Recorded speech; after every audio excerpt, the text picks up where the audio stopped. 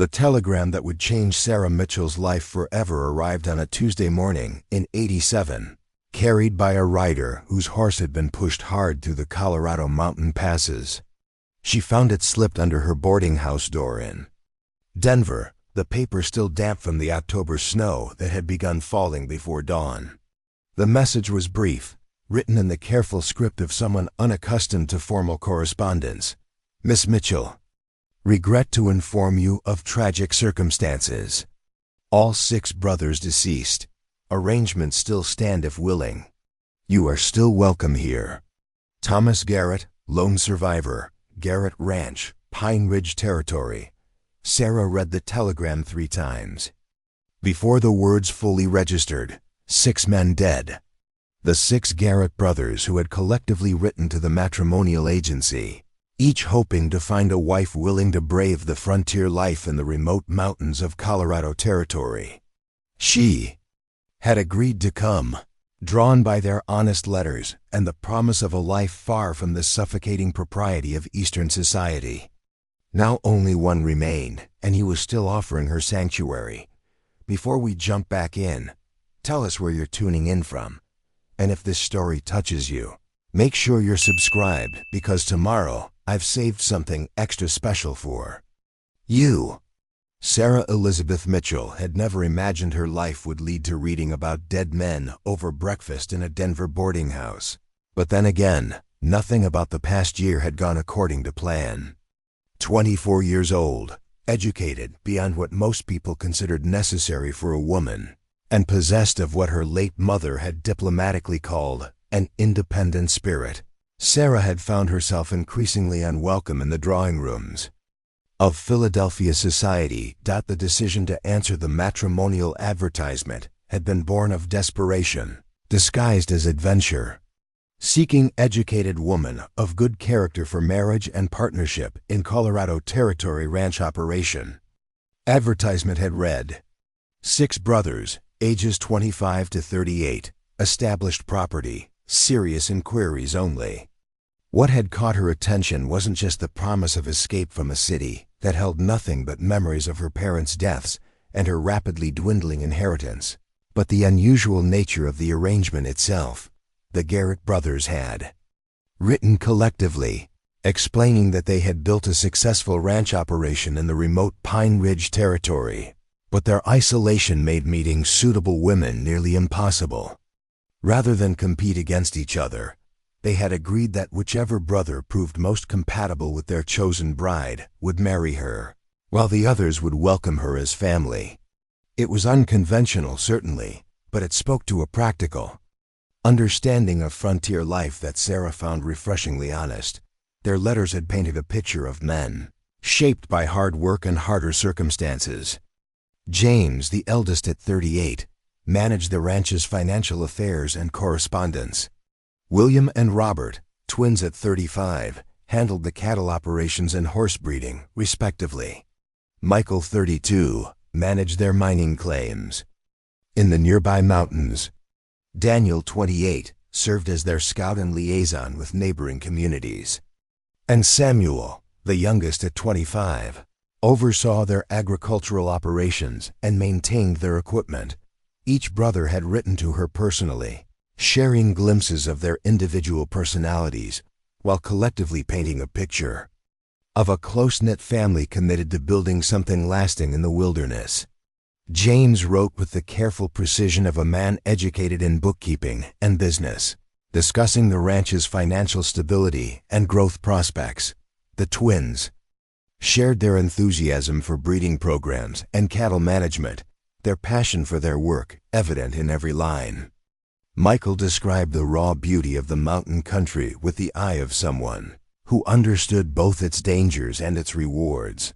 Daniel's letters had been perhaps the most intriguing, filled with observations about the changing territory, challenges of dealing with both legitimate settlers and the less savory elements that frontier life attracted. Samuel, despite being the youngest, wrote with a maturity that spoke to responsibilities shouldered early, describing improvements he envisioned for their property and his hopes for bringing civilization's comforts to their remote location. But It was Thomas they barely mentioned, and now Sarah understood why. In their careful descriptions of family dynamics and ranch operations, they had referred to him only as our youngest brother Thomas, who prefers to keep his own counsel. She had assumed he was perhaps shy or simply uninterested in the matrimonial arrangement. Now, reading his telegram, she realized Thomas had been absent from their letters because he had been away from the ranch entirely. The boarding house proprietress, Mrs. Eleanor Hartwell, knocked softly on Sarah's door. "Miss Mitchell? There's a gentleman downstairs asking for you. Says he's from the Colorado Territory." Sarah folded the telegram carefully and tucked it into her traveling dress pocket. She had spent 3 weeks preparing for her journey to Pine Ridge Territory, selling what few possessions remained from her parents' estate and purchasing supplies recommended in the Garrett brothers' detailed letters. Her trunks were packed with practical clothing suitable for ranch life, books to establish a small library, medical supplies, and various household items, intended to bring comfort to what she expected to be a rustic but welcoming home. The man waiting in the boarding house parlor was unlike anyone she had encountered in Philadelphia's refined society. Tall and lean, with the weathered complexion of someone who spent his life outdoors, he wore a wool coat that had seen hard use and boots that spoke of long miles traveled. His dark hair showed premature gray at the temples, and his gray-blue eyes held a wariness that seemed permanently etched into his features. "Miss Mitchell," he said, rising from the chair where he had been waiting. "I'm Thomas Garrett." Sarah studied his face, noting the resemblance to the tintype photograph the brothers had sent collectively, though Thomas appeared both younger and older than she had expected. Younger in the sense that his features carried an almost boyish quality beneath the weathered exterior, but older in the weight of experience visible in his eyes. "Mr. Garrett," she replied, maintaining the composure that years of social training had instilled despite the circumstances. "I received your telegram. I confess I'm uncertain how to respond to such tragic news." Thomas shifted uncomfortably, his hands working the brim of the hat he held. "I understand if you want to reconsider your arrangement, Miss Mitchell. The situation has changed considerably from what my brothers promised you." Sarah found herself studying Thomas Garrett with the analytical mind that had served her well in navigating Philadelphia society's complex social dynamics. There was something in his manner that suggested he expected her to reject his offer, perhaps even hoped she would. It was the bearing of a man who had grown accustomed to disappointment and was bracing himself for another. "Tell me what happened," she said simply, settling into one of Mrs. Hartwell's uncomfortable parlor chairs. "If I'm to make an informed decision, I need to understand the circumstances." Thomas remained standing, his unease evident in the way. He avoided direct eye contact. There was a fever that swept through the territory 3 weeks ago. Started in the mining camps up in the high country and spread down through the valleys. By the time it reached our ranch, there wasn't much anyone could do to stop it. He paused, his jaw tightening with the effort of maintaining control. "I was in Denver, arranging for winter supplies and meeting with our banker about expanding the mining operation when I got back." His voice trailed off, and Sarah saw his hands clench briefly before he forced them to relax. "You lost all 6 of your brothers in 3 weeks?" Sarah asked, her voice gentle but direct. "5 in the first week," Thomas replied, his voice barely above a whisper. "Samuel held on longer, maybe because he was youngest and strongest." He was the one who sent word to town asking for the doctor. "By the time I got the message and made it back home, Samuel was barely conscious. He lived long enough to tell me about the telegram they'd sent you, asking you to come. Made me promise to honor their commitment." Sarah felt a chill that had nothing to do with the October weather. "You mean they were already ill when they sent for me?" "No," Thomas said quickly, finally meeting her eyes. "They sent that telegram 6 weeks ago, before any of us knew about the fever. They were expecting you to arrive for what they hoped would be a celebration, A chance to meet the woman who might become part of our family. Instead, the weight of the situation settled between them like a physical presence. 6 men had died waiting for her arrival, and now one remained, bound by a promise to a dying brother to honor an arrangement that no longer made sense under the changed circumstances. "Mr. Garrett," Sarah said carefully, "what exactly are you offering me?" Thomas set his hat on a side table and ran his hand through his hair, a gesture that spoke to exhaustion beyond mere physical tiredness. "I'm not entirely sure," he admitted. "My brothers were the ones who planned this whole arrangement.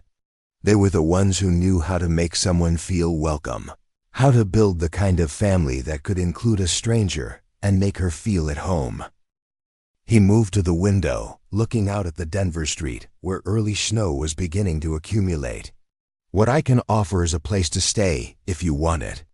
The ranch is paid for, well-stocked for winter, and legally mine now. There's a housekeeper, Maria Santos, who's been with our family for 15 years. She maintains a separate cabin and can serve as chaperone if propriety is a concern." Sarah found herself surprised by the practical nature of his offer.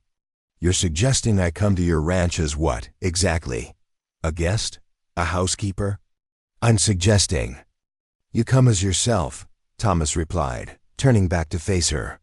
"My brothers believed you were someone special enough to build a life with. Maybe you'd be willing to help me figure out what that life looks like now that everything's changed." The honesty in his voice caught Sarah off guard. She had expected either a rescinded offer or an awkward attempt to maintain the original matrimonial arrangement.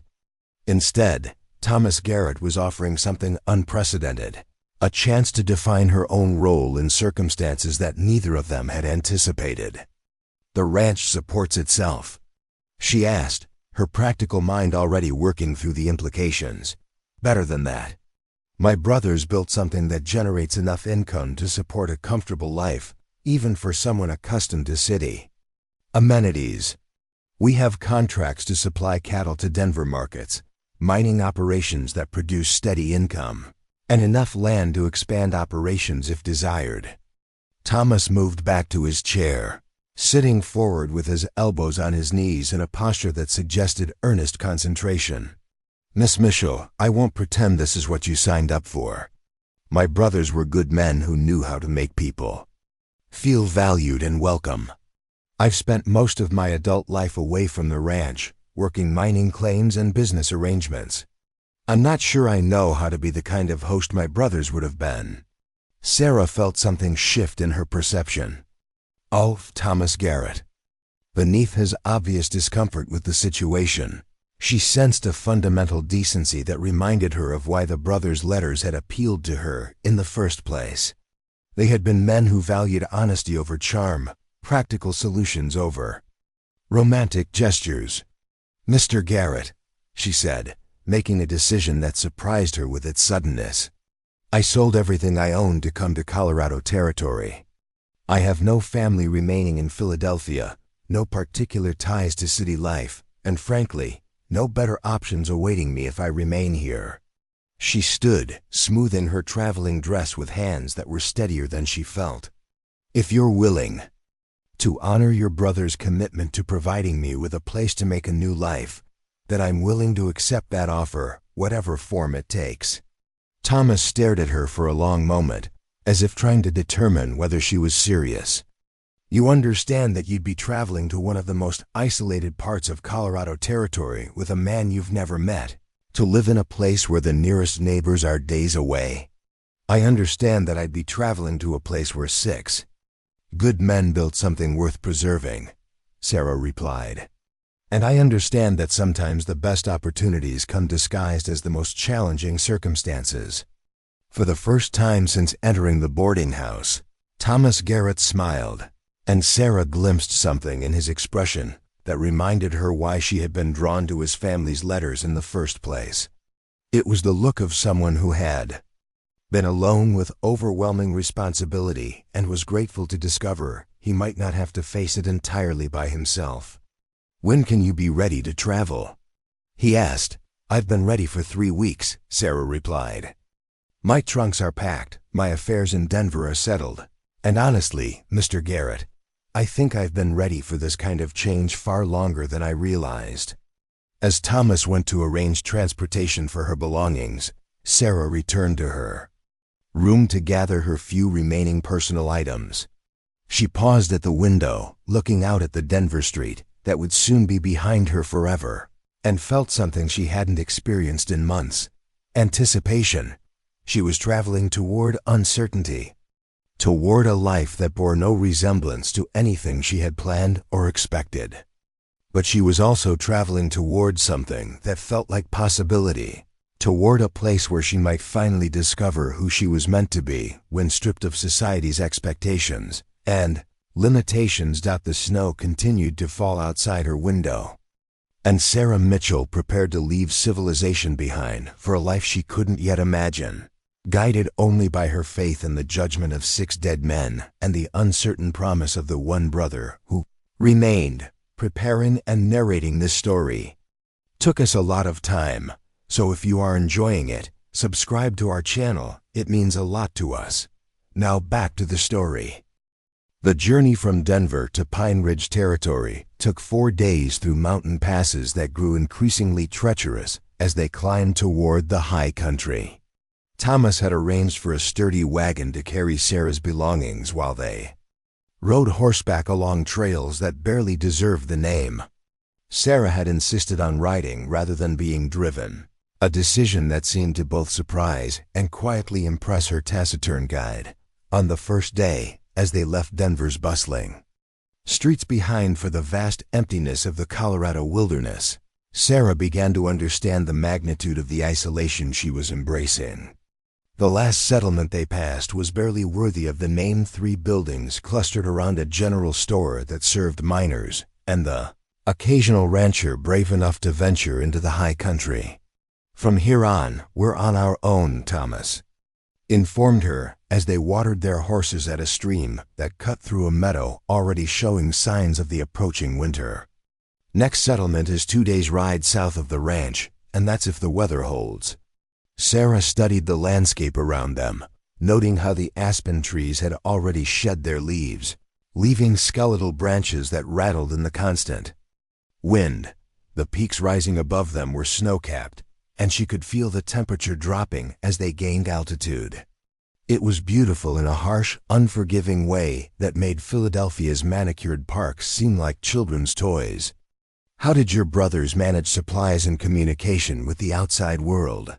She asked, adjusting her riding gloves against the growing cold. Carefully, Thomas replied, his eyes scanning the trail ahead with the constant vigilance of someone who understood that complacency could be fatal in this country. We made supply runs twice a year, spring and fall. Everything else we produced ourselves or did without. As they rode, Thomas began sharing details about the ranch operation that his brother's letters had only touched upon. The Garrett property encompassed nearly 10,000 acres of prime grazing land, mountain meadows, and mineral rights that included 3 active mining claims. The brothers had spent 15 years building not just a ranch, but a self-sufficient operation that could survive complete isolation for months at a time. James always said that independence was the only real security in country like this, Thomas explained as they made camp their first night in a sheltered grove of pine trees. Banks fail, markets crash, but land and the ability to work it endure. Sarah watched Thomas build their campfire with the efficient movements of someone who had performed this task countless times. His hands were steady despite the wind, and he had selected their campsite with an eye for both shelter and defensive positioning. She was beginning to understand that survival in this territory required skills that no amount of education could provide. "Tell me about Maria Santos," Sarah requested as they shared a simple meal of dried meat and hardtack. "You mentioned she's been with your family for 15 years. Thomas's expression softened slightly, the first real warmth she had seen from him. "Maria came to us when her husband was killed in a mining accident. She had 3 young children and nowhere to go. My oldest brother James offered her work as our housekeeper, and a cabin for her family. He poked at the fire with a stick, sending sparks spiraling into the star-filled sky. Her children are grown now. 2 sons work cattle ranches down in the Valley, and her daughter married a shopkeeper in Colorado Springs, but Maria stayed on. She always said the ranch was home, and after my parents died, she became more family than employee. She was there when the fever struck? Sarah asked quietly. Thomas nodded, his jaw tightening. She nursed all 6 of my brothers through their illness. Nearly killed herself trying to save them. When I got back, she was so exhausted she could barely stand, but she was still trying to care for Samuel in his final hours. The weight of loss in his voice made Sarah look away, giving him privacy for grief that was still too raw to witness directly. She was beginning to understand that Thomas Garrett carried more than just the responsibility of maintaining his brother's legacy. He carried the guilt of survival, the burden of being the one who wasn't there when his family needed him most. Their second day of travel brought them into country that seemed untouched by human presence. They followed game trails that wound through valleys where elk and deer grazed within sight, apparently unafraid of the 2 riders passing through their territory. The silence was absolute except for the sound of wind through the trees and the steady rhythm of their horses' hooves on stone and pine needles. "It's magnificent," Sarah said during one of their brief stops, looking out over a vista that stretched for miles without showing any sign of human habitation. "It's dangerous," Thomas replied, though his tone wasn't disagreeable. "Weather can change in minutes up here. A wrong turn can leave you lost for days. And we're not the only predators in these mountains." As if summoned by his words, they heard the distant howl of wolves, a sound that raised the hair on Sarah's arms despite her wool coat.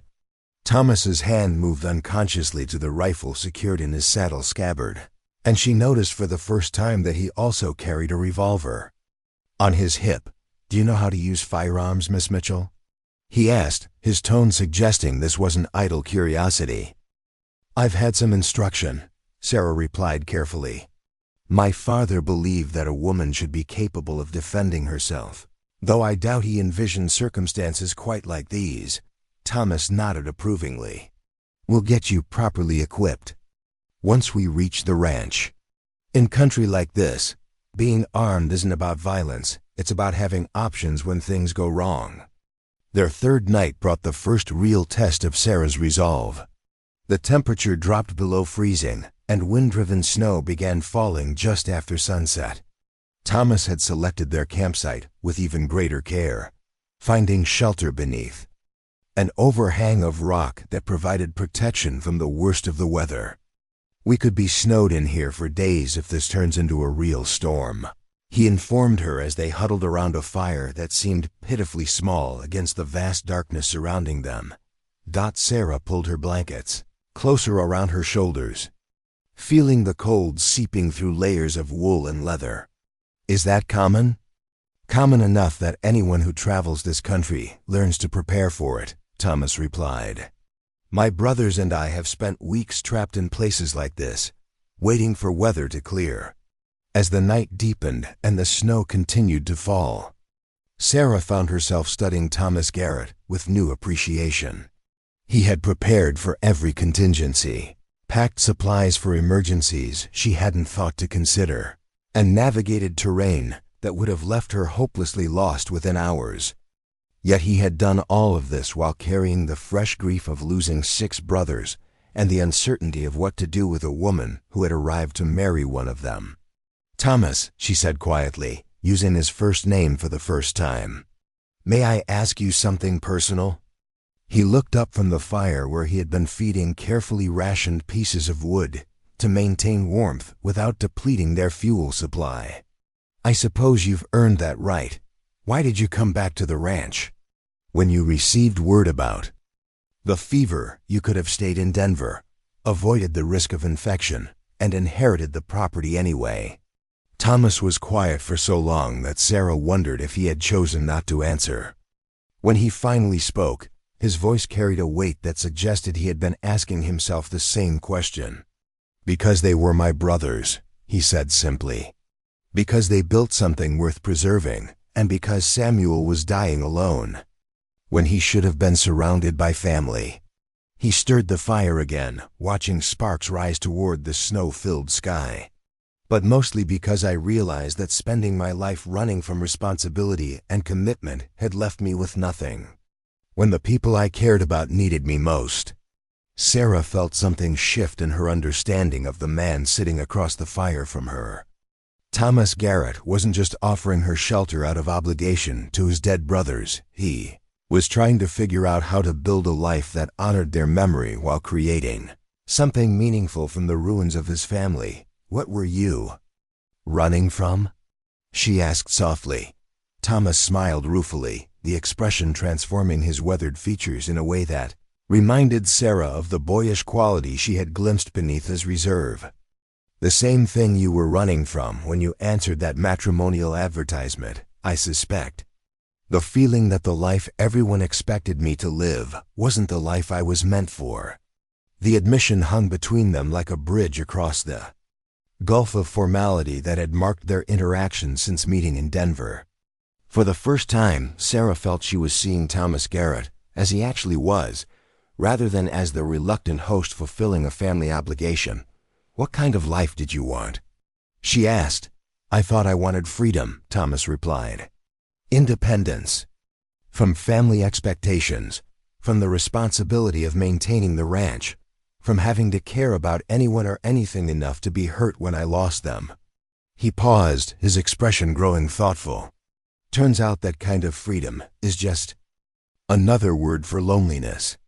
The fourth day dawned clear and brutally cold, with several inches of fresh snow making the trail treacherous but passable. Thomas moved with renewed purpose, and Sarah sensed they were approaching their destination. Indeed, by midday they had reached a ridge that offered their first view of the Garrett ranch spread out in the valley below. Sarah's breath caught in her throat as she took in the scope of what the six brothers had built. The main house was larger than she had expected. A two-story log structure with a wide covered porch and multiple chimneys, suggesting ample rooms and warmth within. Surrounding it were numerous outbuildings, barns, corrals, storage sheds, and what appeared to be a workshop, all connected by well-maintained paths. It's beautiful, she said, meaning it sincerely. It's home, Thomas replied, and for the first time since she had met him, his voice carried something approaching contentment. As they began their descent toward the ranch, Sarah caught sight of a figure standing on the main house porch, apparently watching their approach.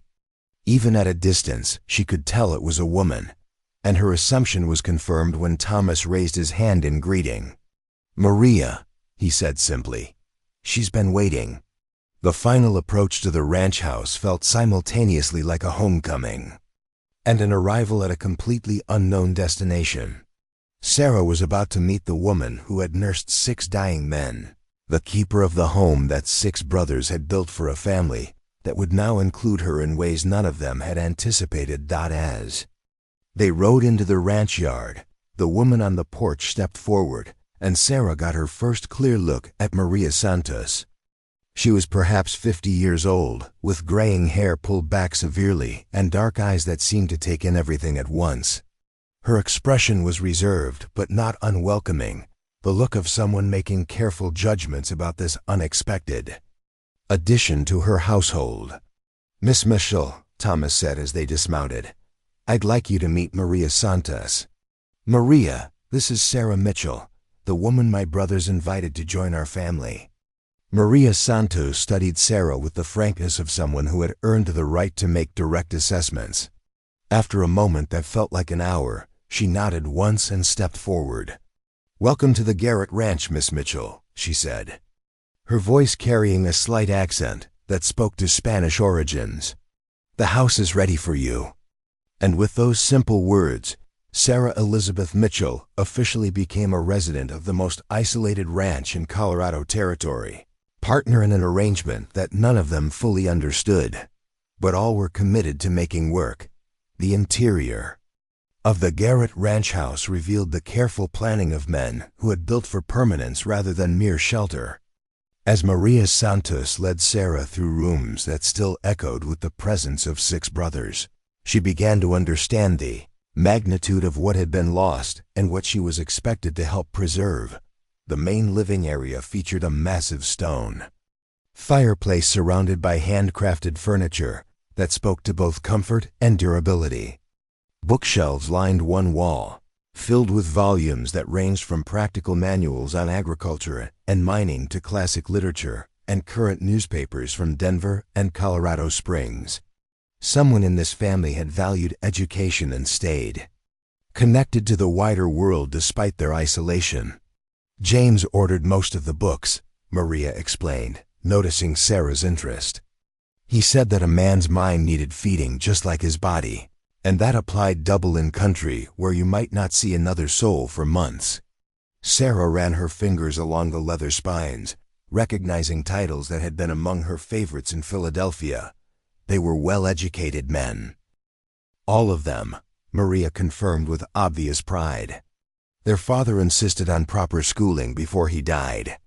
Even brought a teacher up from Denver for 2 winters when the boys were young. Said ignorance was a luxury they couldn't afford in territory like this.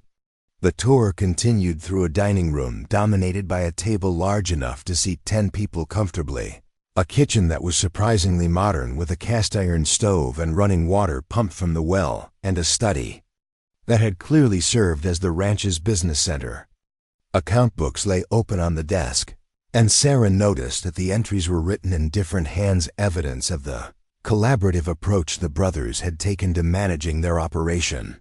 This was James's domain mostly, Maria said, straightening papers that had been left scattered after hasty consultations.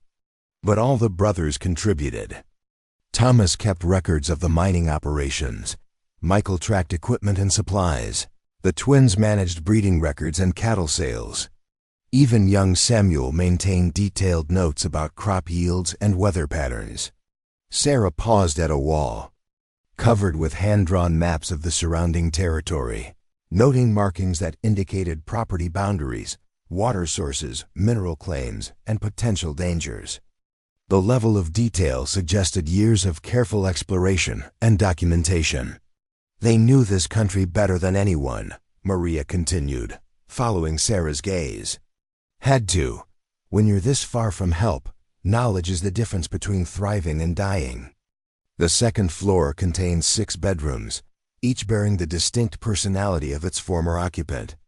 James's room was orderly and sparse, containing little beyond the necessities.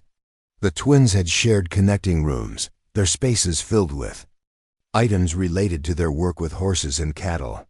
Michael's room contained geological specimens and mining equipment, while Daniel's held maps and surveying instruments.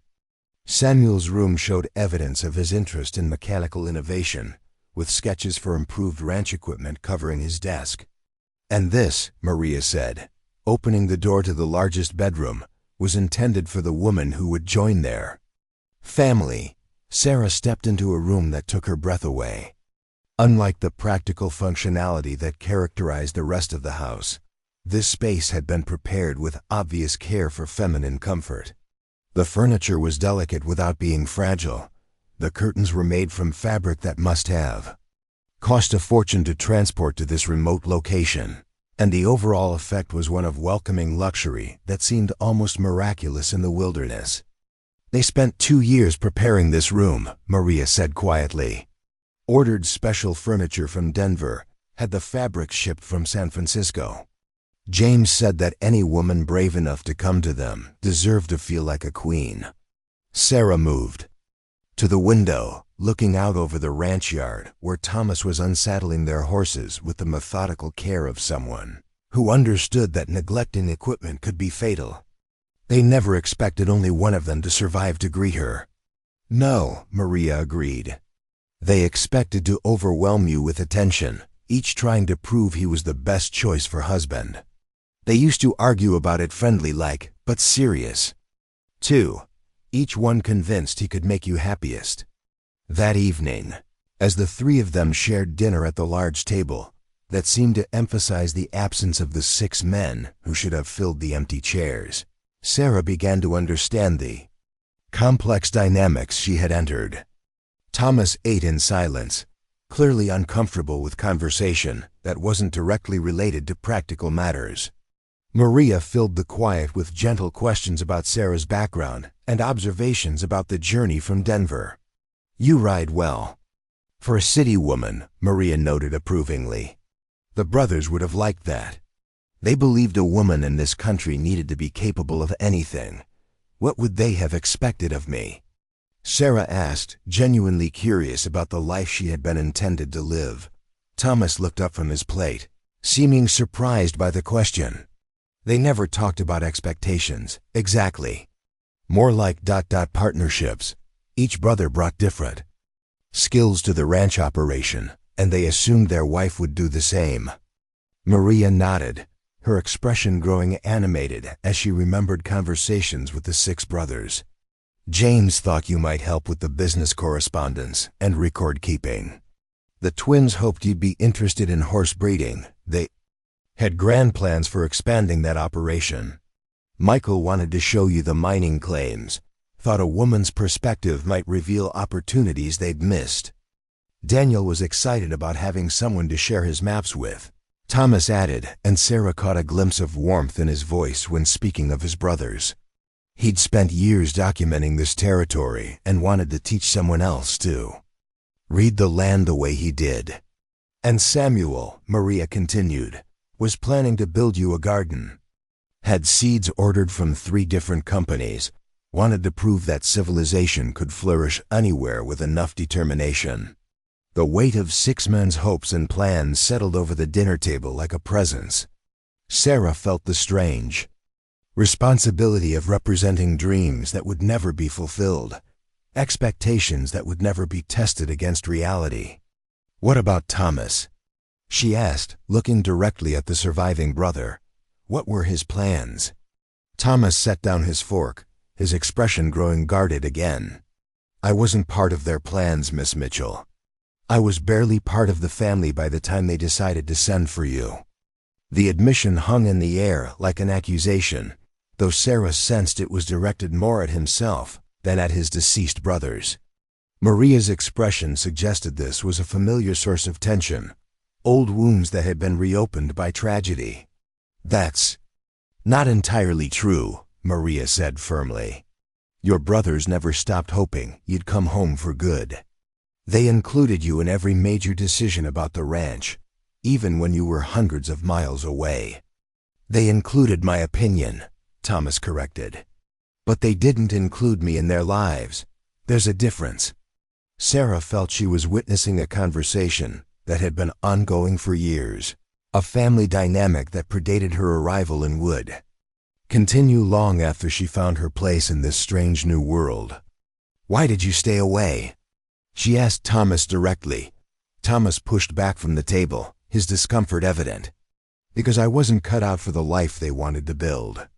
They were content to work the same land, follow the same routines, build something that would last generations. I wanted—" He paused, struggling to articulate something he might never have said aloud before. "Adventure," Maria supplied, her tone carrying both understanding and gentle criticism. "You wanted adventure and independence and the freedom to make your own mistakes." "Yes," Thomas admitted. "And I got all of that. Spent 10 years chasing mining claims and business opportunities from here to California. Made money, lost money. Saw a country most people never dream of." His voice grew bitter. "And while I was collecting experiences, my brothers were building something that mattered." Sarah studied Thomas's profile as he stared out the window at the darkness gathering around the ranch. She was beginning to understand that his guilt about his brothers' deaths went deeper than simply being absent during their final illness. He felt guilty about choosing a different life, about valuing independence over family commitment. "You came back," she said simply. "Too late. But you came back," Sarah insisted. "And you're honoring their commitment to me, even though you never agreed to it personally." That suggests your brothers understood something about your character. That maybe you don't see yourself. Thomas turned to look at her, his expression unreadable in the lamplight. What do you mean? I mean they trusted you to do the right thing, Sarah replied. They knew that if something happened to them, you would take care of whatever they left unfinished, including me. The conversation was interrupted by a sound that made all three of them freeze: the distant howl of wolves, much closer than the ones Sarah had heard during their journey. Thomas moved immediately to the window, his hand going to the rifle he kept near the door. How close? Maria asked, her tone suggesting this was a familiar concern. Close enough, Thomas replied grimly. The cattle are in the near pasture tonight. We'll need to check on them. Sarah watched as Thomas and Maria moved into what was clearly a well-practiced routine for dealing with predator threats. Thomas gathered weapons and a lantern while Maria secured food and anything else that might attract unwanted attention. Their efficiency spoke to years of living in country where vigilance was the price of survival. What can I do? Sarah asked, unwilling to remain a passive observer. Thomas paused in his preparations, clearly not having expected the offer. You can stay inside where it's safe. With respect, Mr. Garrett, I didn't come to Colorado territory to hide inside. While others handle problems that affect our your ranch. The slight stumble over pronouns revealed Sarah's uncertainty about her role in this operation, but her determination was clear. Thomas studied her face for a moment, then nodded slowly. Can you handle a rifle? Well enough. Thomas selected a lever-action rifle from the gun cabinet and handed it to Sarah along with a box of ammunition. Stay behind us, watch our backs rather than looking for targets. The wolves are dangerous, but they're predictable. It's what we can't see that usually causes problems. As they prepared to venture into the night to protect cattle from predators, Sarah realized she was participating in her first crisis as a member of the Garrett ranch family. It wasn't the domestic partnership the six brothers had envisioned, but it was a test of whether she could contribute to the survival that frontier life demanded. The wolves howled again. Closer now, and Sarah checked the rifle's action with hands that were steadier than she felt. Whatever the night brought, she would face it as an equal partner rather than a protected guest. Thomas caught her eye as they prepared to leave the warmth and safety of the house. Welcome to ranch life, Miss Mitchell. Thank you, Mr. Garrett. Sarah replied, surprising herself with the confidence in her voice. I believe I'm going to like it here. The wolf pack had been more cunning than Thomas anticipated. While the howls had drawn their attention to the eastern pasture, the real threat came from the north, where 3 wolves had separated a young calf from the main herd and were systematically driving it toward the forest line. By the time Thomas spotted the coordinated attack, the predators had already wounded their target and were moving in for the kill. There, Sarah whispered, pointing toward movement in the shadows beyond the lantern's reach. 2 more coming from the left. Thomas felt a moment of surprise at her composure. Most city-bred women would have been paralyzed by fear or overcome by the violence unfolding before them. Instead, Sarah was calmly providing tactical information, while maintaining proper trigger discipline with the rifle he had given her. Maria, take the shot on the lead wolf, Thomas commanded, knowing that the older woman was the best marksman among them. Sarah, if any of them break toward us, don't hesitate to fire. The next 60 seconds unfolded with the brutal efficiency that frontier life demanded. Maria's shot dropped the lead wolf instantly, causing the others to abandon their coordinated attack in favor of self-preservation. Thomas wounded a second wolf that immediately retreated into the darkness, while the remaining predators melted back into the forest as silently as they had appeared. The injured calf would survive, though it would require careful tending over the coming weeks. As they drove the scattered cattle back toward the main herd, Thomas found himself reassessing Sarah Mitchell's suitability for ranch life. She had followed orders without question, maintained her position despite obvious fear, and never once suggested that someone else should handle the dangerous work. "You did well out there," he told her as they secured the cattle in the corral closest to the house. "I followed instructions," Sarah replied, handing back the rifle with obvious reluctance. "But I'd like to learn to do more than just follow." Your brothers clearly expected their wife to be a full partner in ranch operations. Thomas studied her face in the lantern light, noting the determined set of her jaw and the steady way she met his gaze. "Learning ranch work isn't like learning to embroider or play piano, Miss Mitchell. Mistakes out here can get you killed, or worse, get someone else killed trying to help you." "Then teach me not to make mistakes," Sarah replied simply. Over the following weeks, as October gave way to November and the first serious snows began to fall, Thomas found himself reluctantly drawn into the role of instructor. Sarah proved to be an apt pupil with an almost frightening capacity for absorbing information about subjects that should have been completely foreign to her sheltered background. She learned to read weather signs with the intensity of someone who understood that survival depended on anticipating nature's moods. She memorized the locations of every building, fence line, and water source on the property, studying the hand-drawn maps until she could navigate the ranch in complete darkness. Most impressive of all, she approached the dangerous work of handling livestock with a combination of caution and confidence that suggested natural aptitude for ranching. "She's got good instincts," Maria observed one evening after Sarah had successfully helped deliver a breached calf her first experience with veterinary work. "Doesn't panic when things go wrong, thinks before she acts, and isn't afraid to get her hands dirty." Thomas had noticed the same qualities, though he was reluctant to admit how much Sarah's competence had surprised him. He had expected to spend months protecting her from the harsh realities of frontier life, while she gradually adjusted to circumstances far removed from Philadelphia society.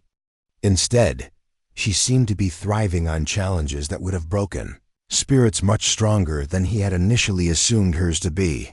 The first major test of Sarah's commitment came during the third week of November, when an early blizzard struck, with the kind of sudden ferocity that could trap the unprepared for days. Thomas had been checking the mining claims in the high country when the storm hit, leaving Sarah and Maria to manage the ranch alone during 3 days of howling wind and sub-zero temperatures. Thomas finally fought his way back through snow drifts that reached his horse's chest. He found the ranch operating as efficiently as if he had never left. Sarah had taken over the twice-daily feeding of livestock, maintained the fires that prevented water lines from freezing, and even repaired a section of fence that had been damaged by falling timber. "How did you know to reinforce the barn roof?" he asked, noting improvements that hadn't been there when he left. "Samuel's notebooks," Sarah replied, as if consulting the dead brother's records was the most natural thing in the world. He documented every major storm for the past 5 years, including structural damage and preventive measures. I simply followed his recommendations. Thomas felt an unexpected tightness in his chest at hearing Sarah refer to Samuel so casually, as if his youngest brother was still part of the ranch's daily operations. "You've been reading his journals?" "All of their journals," Sarah confirmed. James kept detailed financial records. The twins documented every aspect of livestock management. Michael recorded geological surveys of the entire property, and Daniel mapped weather patterns and seasonal changes. "It's like having 6 expert consultants available whenever I need advice." The idea that Sarah was building relationships with his dead brothers through their written words struck Thomas as both touching and somehow unsettling. She was learning to see the ranch through their eyes, to understand the vision they had been working toward when death interrupted their plans. "And what do their journals tell you about the future?" Thomas asked, genuinely curious about her conclusions. Sarah moved to the kitchen table where she had spread out several notebooks, their pages filled with careful handwriting in 6 different styles. "They tell me that your brothers were building something extraordinary. Not just a ranch, but a complete community capable of supporting multiple families, while remaining completely self-sufficient. She pointed to specific passages in different journals, showing how the brothers' individual specialties had been part of a larger integrated plan. James projected that the ranch could support 3 additional houses within 5 years, based on current income growth. The twins were developing breeding programs that would establish the Garrett name as the premier source of quality livestock in Colorado Territory. Michael's mining surveys indicate mineral deposits that could fund expansion for decades. Thomas found himself studying plans and projections he had never bothered to examine when his brothers were alive to implement them. "They never told me about most of this." "Because you weren't here," Sarah said gently, but without judgment. "They were building a legacy for future generations of Garretts, but they needed someone committed to staying and growing with their vision." The conversation was interrupted by the arrival of unexpected visitors, 3 men on horseback, who approached the ranch house with the confident bearing of people accustomed to being welcomed wherever they went. Thomas recognized them immediately, and his expression darkened as he moved toward the gun cabinet. "Who are they?" Sarah asked, noting Thomas's reaction. "Trouble," Thomas replied grimly. "The Hawkins brothers from down valley. They've been trying to buy our mineral rights for years, and they're not the type to take no for an answer gracefully." The Hawkins brothers, Ben, Charlie, and Dave were local cattle barons who had built their operation through a combination of shrewd business dealings and intimidation tactics that skirted the edge of legality. They owned the largest ranch in the territory and had been systematically absorbing smaller operations for the past decade. Ben Hawkins, the eldest and most dangerous of the 3, dismounted near the front porch with the casual arrogance of someone who had never encountered serious resistance. "Thomas Garrett," he called out in a voice that carried clearly across the ranch yard. "Heard you made it back from Denver. Also heard you brought some company." Thomas stepped onto the porch, positioning himself where he could see all 3 visitors, while maintaining access to cover if the situation deteriorated. "Ben, what brings you up this way in weather like this?" "Business," Ben replied, his eyes moving past Thomas to where Sarah stood in the doorway. "Heard about your family's troubles. Terrible thing, losing all 6 of your brothers like that. Must be hard, trying to manage a spread this size all by yourself." The implicit threat in Ben's words was clear to everyone present. The Hawkins brothers had waited until Thomas was isolated and vulnerable before making their move, calculating that grief and loneliness would make him more susceptible to pressure. "I'm managing just fine," Thomas replied evenly. "Are you?" "Charlie," Hawkins interjected, gesturing toward the vast expanse of the ranch. "This place needs 6 men to run properly. You're just 1 man, and winter's coming on hard. Easy to lose everything if you're not careful." Sarah stepped forward, moving to stand beside Thomas on the porch. The action was small, but its symbolism was unmistakable. She was declaring herself part of whatever confrontation was developing. "Gentlemen," she said, her voice carrying the authoritative tone she had perfected during years of navigating Philadelphia society. "I don't believe we've been properly introduced. I'm Sarah Mitchell, and I'll be managing the business affairs of the Garrett Ranch going forward." Ben Hawkins' expression shifted as he reassessed the situation. He had come expecting to pressure a grief-stricken hermit into selling valuable property at below-market prices. Instead, he was facing a partnership that complicated his simple intimidation strategy. "Miss Mitchell," Ben said, touching his hat brim in a gesture that managed to be both polite and condescending, "I'm not sure you understand the challenges of ranch life in this territory. It's dangerous work, especially for someone without experience." "I'm learning quickly," Sarah replied with a smile that didn't reach her eyes.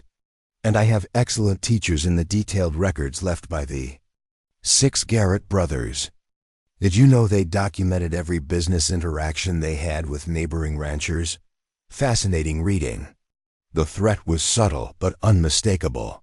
Sarah was indicating that she had access to information about the Hawkins brothers' business. Practices information that might not reflect favorably on their methods of expansion. Dave Hawkins, the youngest and most impulsive of the three, took a step forward. "Look, lady, this is men's business. Why don't you go inside and let the adults handle?" Thomas moved with sudden violence, stepping down from the porch to position himself directly in front of Dave Hawkins. "You want to finish that sentence, Dave? Because I'm real interested in hearing how you think you should address a lady on my property." The tension ratcheted up instantly, transforming a business negotiation into a confrontation that could turn violent with very little provocation. Sarah felt her heart racing, but she forced herself to remain calm and think tactically about the situation. "Actually," she said, her voice cutting through the mounting hostility, "I'd like to hear their business proposition." The Garrett brothers. Records indicate that the Hawkins Ranch has been acquiring mineral rights throughout the territory. "I'm curious about the terms they're offering."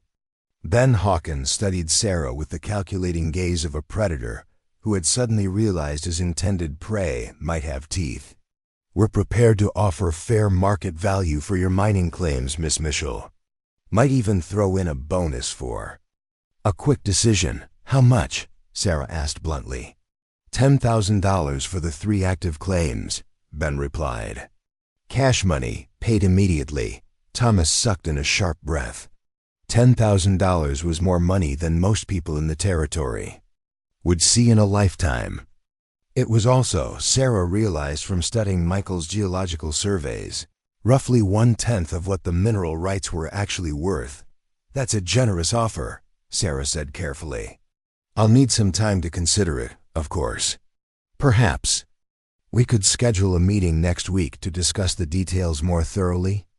Ben Hawkins' expression suggested he had expected either immediate acceptance or outright rejection. Sarah's request for time to consider the offer was a professional response that complicated his preferred approach of applying pressure for quick decisions. "Of course," he said finally. "But I wouldn't wait too long, Miss Mitchell. Opportunities like this don't stay available indefinitely." After the Hawkins brothers departed, Thomas and Sarah stood on the porch watching their figures disappear into the gathering dusk. The encounter had revealed new dimensions of the challenges they would face in maintaining the ranch. Threats that went beyond weather and wildlife to include human predators who saw opportunity in their apparent vulnerability. "You handled that well," Thomas said finally. "I bought us time," Sarah replied. "But they'll be back, and next time they might not be so polite about it." Thomas nodded grimly. The Hawkins brothers don't take no for an answer easily. And they have resources we don't: more men, more money, and fewer scruples about how they use both. Sarah studied Thomas's profile as he continued to watch the empty trail where their visitors had disappeared. "Then we'll have to be smarter than they are stronger." For the first time since returning to the ranch, Thomas Garrett found himself genuinely grateful that his brothers had chosen Sarah Mitchell to join their family. She had just proven that she could think tactically under pressure, a skill that might prove essential to their survival in the challenging months ahead. The discovery came 3 weeks after the Hawkins brothers' visit, when Sarah was exploring the ranch's extensive root cellar system in search of preserved vegetables for the evening meal. What she found instead was a hidden room that none of the brothers' meticulous journals had mentioned, a space concealed behind false walls and accessible only through a narrow passage that required crawling on hands and knees. The room contained enough supplies to sustain a dozen people for months. Barrels of flour and salt, cases of ammunition, medical supplies that included surgical instruments, and most intriguingly, a collection of documents that suggested the Garrett Ranch had been involved in activities far more complex than simple cattle and mining operations. "Thomas," Sarah called as she emerged from the cellar, her dress covered in dust and her voice carrying an urgency that brought him running from the barn where he had been repairing harness leather. "What's wrong?" he asked, noting her disheveled appearance and the strange mixture of excitement and concern in her expression. "I need you to see something," Sarah replied, leading him toward the cellar entrance. "And I think you need to explain why your brothers never mentioned that they were running an underground railroad station." Thomas stopped walking so abruptly that Sarah had to turn back to face him. His expression had gone completely blank, the careful neutrality of someone who had just received information that changed everything he thought he knew about a situation. "What did you find?" he asked quietly. Sarah led him through the concealed passage to the hidden room, watching his face as he took in the carefully organized supplies and the stack of documents that told a story of systematic assistance to escaped slaves making their way north to Canada. Letters of introduction, safe house locations, and detailed routes through the Colorado Territory painted a picture of the Garrett Ranch as a crucial stop on a network that had operated in complete secrecy. "How long has this been here?"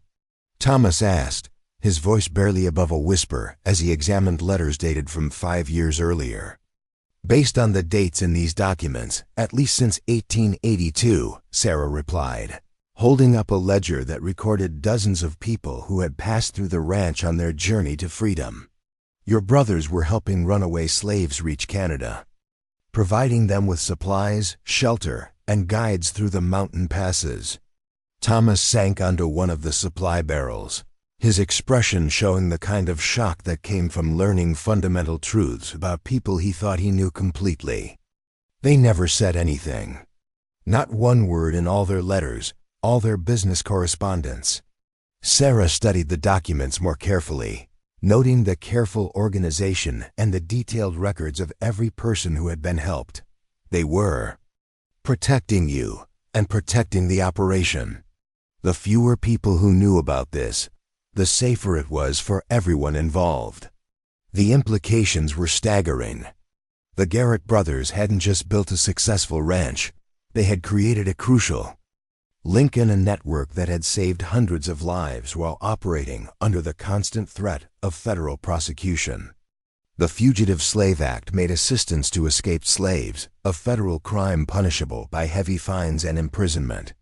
"Look at this," Sarah said, pointing to a map that showed routes through the Colorado Territory marked with safe houses and supply caches. They had connections throughout the territory. Other ranches, mining camps, even some town officials were part of the network. Thomas examined the map with growing amazement. "Some of these locations, I remember my brothers doing business with these people, but I never understood why they maintained relationships with ranchers so far from our usual operations." A letter dated just 2 months before the fever outbreak revealed the scope of the network's activities. James Garrett had been corresponding with abolitionists in Denver and Colorado Springs, coordinating the movement of a group of 12 escaped slaves through the territory. The letter indicated that the group had successfully reached Canada, but it also contained warnings about increased federal attention to underground railroad activities in Colorado. "They were being watched," Sarah said, reading over Thomas's shoulder. Federal marshals were investigating suspected underground railroad operations throughout the territory. Thomas found another document that made his blood run cold. A warrant for the arrest of James Garrett on charges of violating the Fugitive Slave Act, dated just 1 week before the fever outbreak. The warrant had never been executed, presumably because news of the family's death had reached federal authorities before they could act. "My brothers died just before they would have been arrested," Thomas said, his voice heavy with the realization of how close his family had come to complete disaster. "If they had lived another week, ... Sarah felt pieces clicking into places. She considered the implications of what they had discovered. "Thomas, what if the fever wasn't natural? What if someone found out about the underground rail activities and decided to eliminate the problem quietly?" The suggestion hung in the air between them like a physical presence. The fever that had killed 6 healthy men in a matter of weeks had struck with suspicious timing and devastating efficiency. In a territory where isolation made investigation difficult and medical care was primitive, it would have been relatively easy to introduce disease and let nature take its course. Who would have had the knowledge and opportunity? Sarah asked, her mind working through the possibilities. Thomas considered the question with the systematic approach that had served him well in business negotiations. Someone with medical knowledge, access to the ranch, and motivation to see my brothers dead or discredited. Dr. Harrison, they said simultaneously. Dr. Edmund Harrison was the territorial physician who had treated the Garrett brothers during their final illness. He was also, according to the documents Sarah had found, one of the people who had been under federal investigation for suspected Underground Railroad activities. If he had been offered immunity in exchange for eliminating other members of the NGWORK. We need to be very careful about this, Thomas said, studying Sarah's face to ensure she understood the danger of their speculation. If we're right, we're not just dealing with business competition from the Hawkins brothers.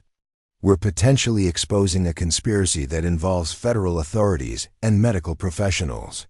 Sarah felt the familiar surge of determination that had carried her through every major challenge in her life. Then we gather evidence and we expose it. Your brothers died trying to save people who had already lost everything. They deserve justice. Over the following days, Sarah and Thomas conducted careful investigation into Dr. Harrison's activities and connections. What they discovered painted a picture of a man who had used his medical practice as cover for gathering intelligence on Underground Railroad operations throughout the territory. Harrison had treated families at every ranch and mining camp suspected of Underground Railroad involvement. He had also, according to territorial records, been the attending physician for an unusually high number of suspicious deaths among people known to oppose slavery. The pattern was subtle but unmistakable to anyone looking for it. He's been systematically eliminating Underground Railroad operators, Sarah concluded after reviewing territorial death records for the past 3 years.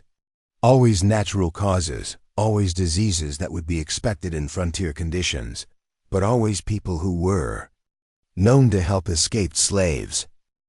Thomas studied the evidence they had compiled, recognizing that they had uncovered something far more dangerous than simple business competition. If Harrison is working with federal authorities to eliminate Underground Railroad operators, then our discovery of this hidden room puts us in mortal danger. The gravity of their situation became clear when Maria returned from a supply trip to the nearest settlement with disturbing news. Dr. Harrison had been asking questions about the health of the Garrett Ranch residents, specifically whether anyone had shown signs of the fever that had killed the 6 brothers. He seemed very interested in whether you had been examined by a physician since arriving from Philadelphia, Maria reported to Sarah. And he asked specific questions about your association with Thomas and whether you plan to remain at the ranch permanently. Sarah and Thomas exchanged looks that confirmed their worst suspicions. Dr. Harrison was assessing them as potential threats to be eliminated, just as he had eliminated the 6 Garrett brothers. We can't prove our suspicions without putting ourselves at risk, Thomas said during an emergency planning session in the hidden room. But we also can't ignore the threat he represents. Sarah had been studying the Underground Railroad documents, noting details about operational security and communication methods. Your brothers had contacts in Denver who might be able to help us. Look at this letter from someone called the Conductor. It discusses federal investigations and mentions safe contacts within territorial government. The letter was signed with only an initial, but it contained specific references to locations and people that suggested the writer had detailed knowledge of both Underground Railroad operations and federal law enforcement activities. We need to get to Denver, Sarah concluded. Find these contacts, share what we've discovered, and get help from people who understand how to fight this kind of conspiracy. Thomas nodded grimly. But we'll have to be careful about how we leave. If Harrison is watching us, any sudden departure will trigger immediate action. The solution came from an unexpected source. A blizzard that had been building in the high country finally descended on the ranch with the kind of ferocity that made travel impossible and communication with the outside world completely cut off. For 3 days, the ranch was isolated under several feet of snow that provided perfect cover for their real activities. While the storm raged outside, Sarah and Thomas worked in the hidden room, carefully documenting everything they had discovered and preparing copies of the most incriminating evidence. They also made plans for Sarah to travel to Denver, while Thomas remained at the ranch to maintain the appearance of normal operations. "You can't go alone," Thomas argued when Sarah insisted on making the dangerous journey herself. "The trail to Denver is treacherous in winter, and if Harrison suspects what you're doing, if we both leave, it confirms that we've discovered something important enough to risk our lives investigating," Sarah replied logically. "But if I go alone, it could be explained as a woman seeking medical attention or supplies that aren't available locally." Maria supported Sarah's reasoning, though she insisted on additional precautions. "Take the route through Bear Creek Pass," she advised, pointing to an alternate trail on Daniel's maps. "It's longer but less likely to be watched, and carry this." She handed Sarah a small Derringer pistol, the kind of weapon that could be concealed easily but would provide last resort protection if diplomatic solutions failed. As the storm began to clear, Sarah prepared for a journey that would determine whether the Garrett ranch would survive as a symbol of resistance to injustice or be eliminated, along with all evidence of the Underground Railroad network that had operated there. "Thomas," she said as they made final preparations for her departure, "if something happens to me, promise you'll find a way to expose what we've discovered. Your brothers died protecting people who had no one else to help them. That legacy is worth preserving."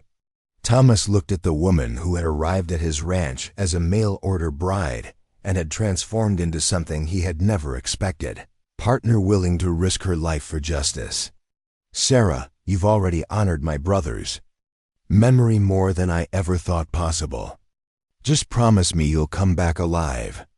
As dawn broke over the snow-covered ranch, Sarah Mitchell prepared to ride toward Denver, carrying evidence that could bring down a conspiracy involving federal authorities, territorial officials, and medical professionals. The scared woman who had answered a matrimonial advertisement 6 months earlier was gone, replaced by someone who had found her purpose in the most unlikely of circumstances. The real test of her transformation was about to begin. Journey to Denver nearly killed Sarah twice before she reached the city limits. The first attempt on her life came at Bear Creek Pass, where someone had sabotaged the trail bridge with enough skill to make the collapse appear accidental. Only her horse's exceptional instincts saved them both, as the animal refused to step onto timbers that would have sent them plummeting into the frozen creek 60 feet below. The second attempt was more direct. 3 armed men who intercepted her on what should have been the safest portion of the journey, just 10 miles outside Denver, where the trail was well-traveled and help should have been readily available. Sarah's survival depended on skill she didn't know she possessed and luck that bordered on miraculous. The attack came at dawn, when Sarah was watering her horse at a stream that had appeared safe and familiar. She first noticed something wrong when her mount's ears pricked forward in alert attention, scanning terrain where nothing should have been moving except wildlife.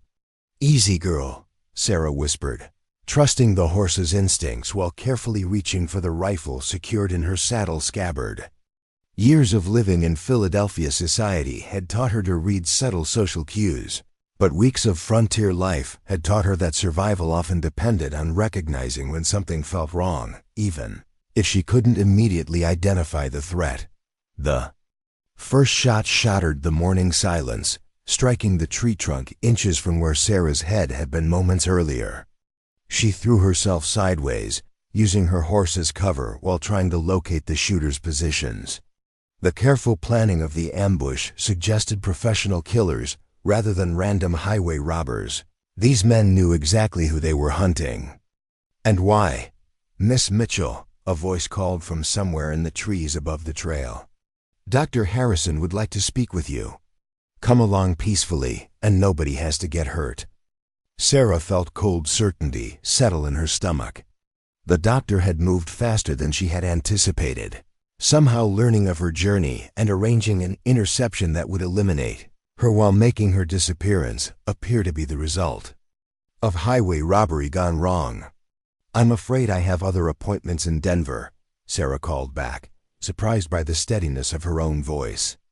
Years of navigating Philadelphia social warfare had taught her that showing weakness invited immediate attack, a lesson that applied equally well to life-and-death situations.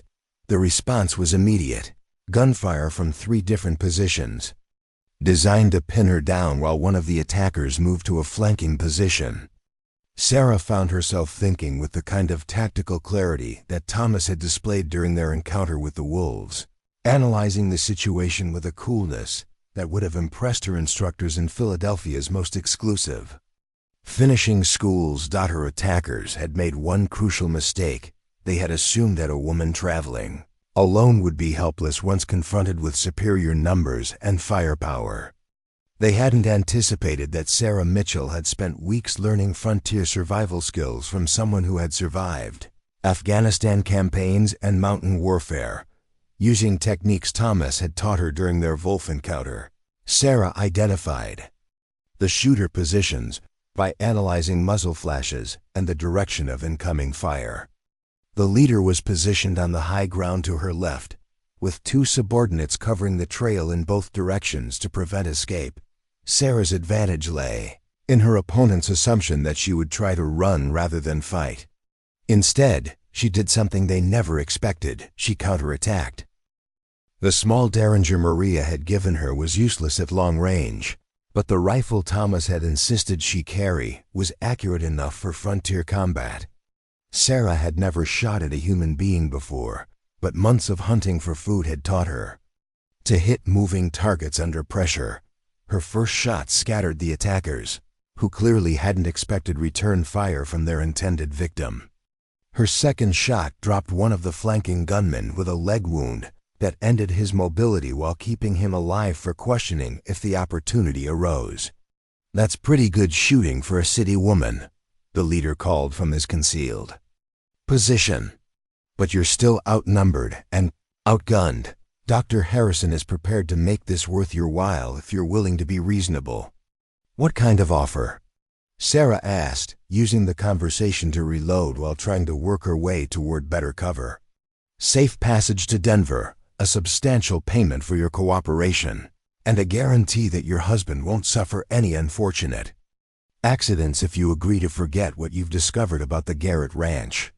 The threat against Thomas clarified Sarah's tactical situation perfectly. Even if she somehow survived this encounter, Dr. Harrison would simply kill Thomas and eliminate the evidence at the ranch. Her only hope lay in reaching Denver alive and getting help from the Underground Railroad contacts identified in the hidden documents. Sarah's response was a rifle shot that sent bark flying from the tree where the leader had been speaking. "Counteroffer," she called. "You tell Dr. Harrison that Sarah Mitchell doesn't negotiate with murderers." The final phase of the battle lasted less than 5 minutes, but it felt like hours. Sarah used every trick Thomas had taught her about cover and movement, combined with skills she had absorbed from studying Daniel's journals about territorial warfare. She was fighting for her life, but she was also fighting for Thomas, for the memory of 6 dead brothers, and for the dozens of escaped slaves who had found freedom because of the Garrett family's courage. When the shooting stopped, 2 of her attackers were wounded, and the 3rd was dead, not killed by Sarah's rifle, but by his horse when the animal panicked during the gunfight and threw its rider against a boulder.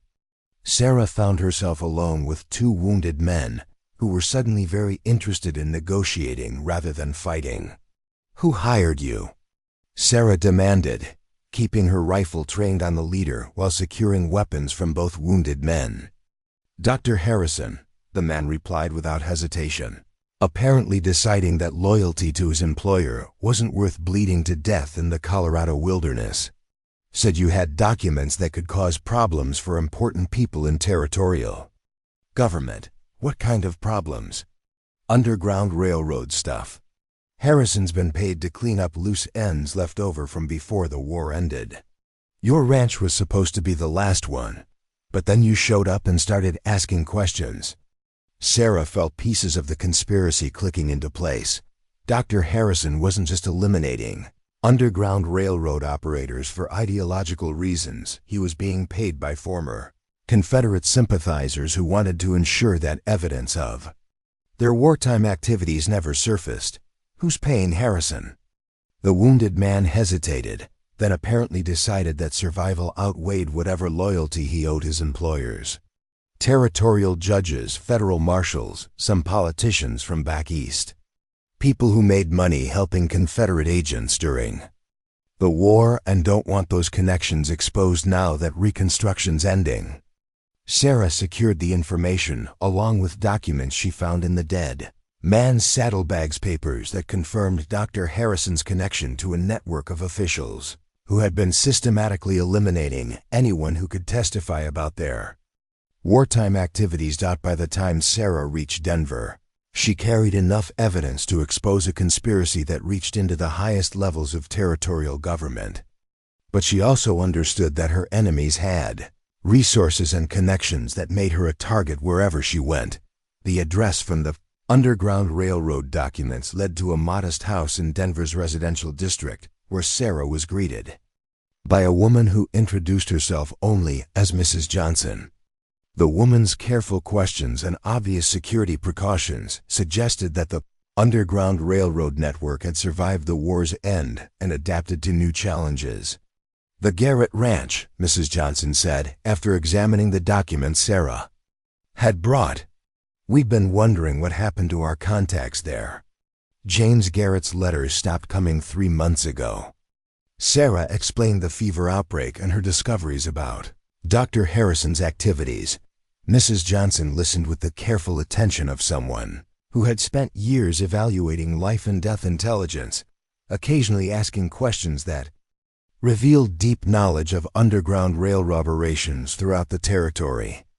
"Dr. Harrison has been a problem for longer than you know," Mrs. Johnson confirmed. "We've suspected him of betraying safe houses for over 2 years, but we could never prove it. These documents you've brought provide the evidence we needed."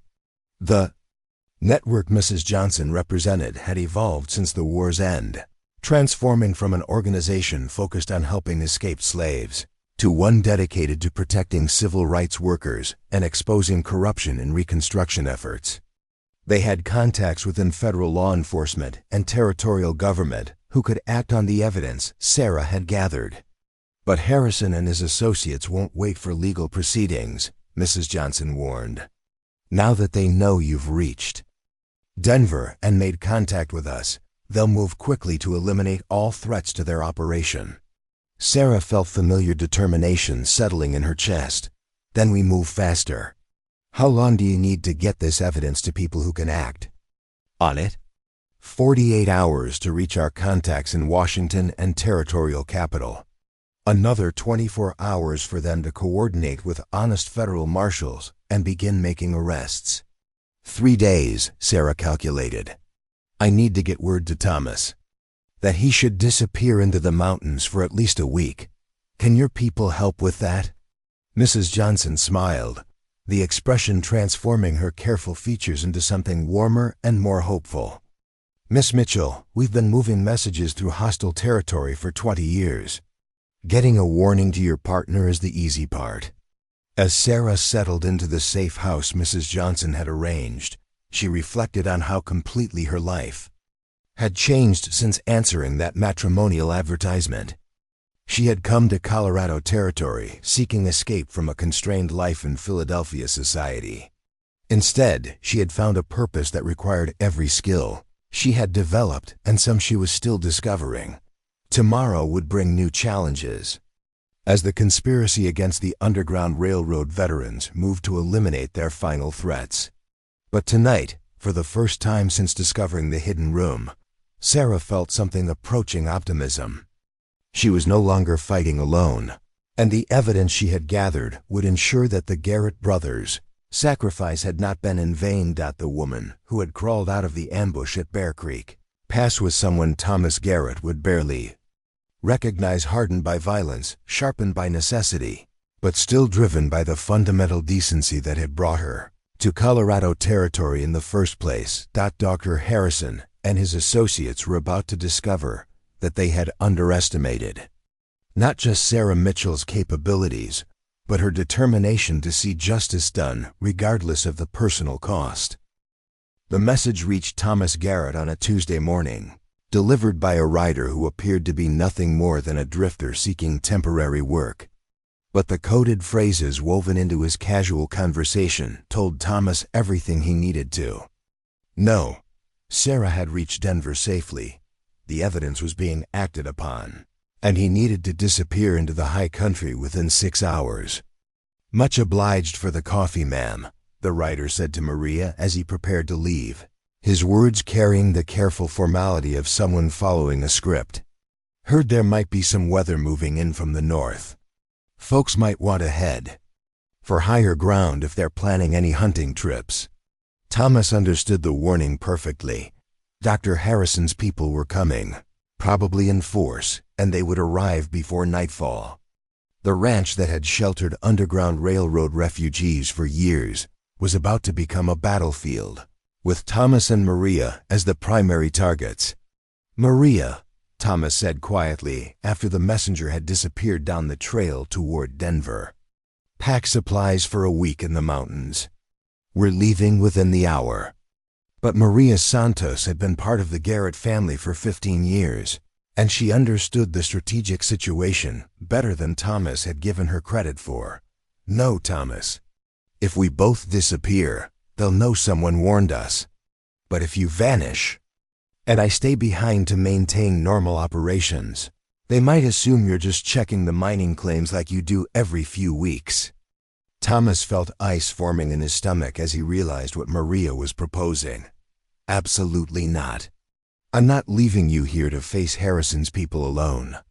"I'm not suggesting I face them alone," Maria replied with the calm certainty of someone who had been planning for this possibility since the moment Sarah had discovered the hidden room.